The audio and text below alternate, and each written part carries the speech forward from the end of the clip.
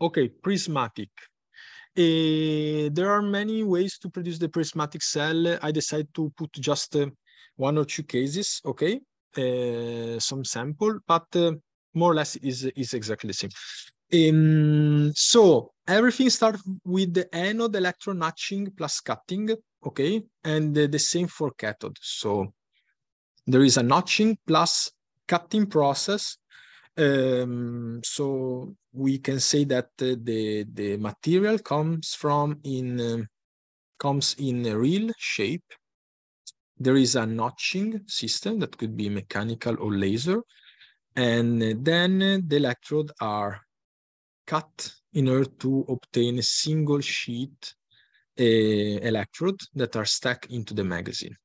These magazines are loaded into the Z-folding machine that produce this product. I mean, the ones that I'm showing you in the webcam, okay?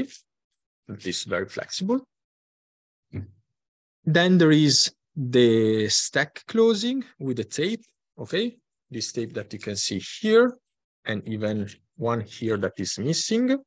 So closing tape, wrapping. So there is a wrap of insulator foil all around the cell.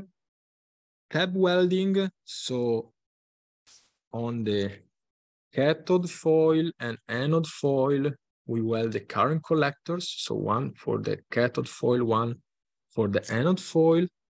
And then the stack with the current collector will be inserted into the can, okay? And then in the can, we weld the current collector with the terminal, okay, of the lid.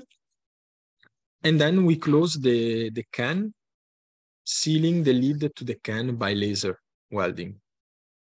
The next step is the electrolyte filling. So we inject the electrolyte into the can and by a nozzle, okay, through a very small hole on the lid. And then we close temporarily the cell and we move to the finishing area, so information area.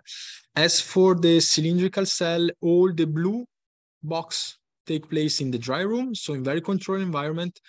So till the cell is not completely sealed, okay, so insulated by the external environment, all the process take place in the dry environment, okay?